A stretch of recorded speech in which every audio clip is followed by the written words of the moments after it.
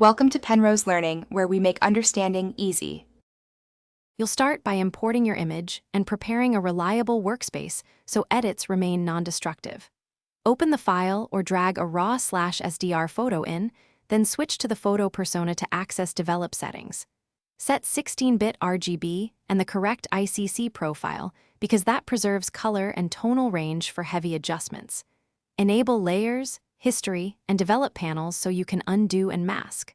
Once done, make a basic exposure, pass and develop to normalize highlights and shadows. But now you'll refine tonal and color foundation using the develop persona, which lets you correct white balance, exposure, and recover highlights cleanly. Tweak clarity and lens corrections, add noise reduction, then click develop to bring the image into photo persona as a new layer. From there, add non-destructive adjustment layers like levels, curves, and HSL to sculpt contrast and color.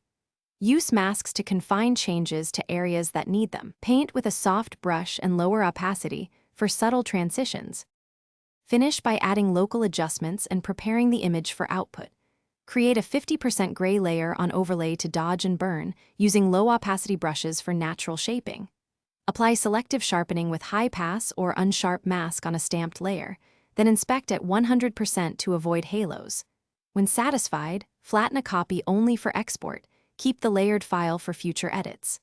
Export via File Export, pick Format and Quality, and embed the ICC profile. If colors shift, check your monitor profile and re-export with the correct ICC.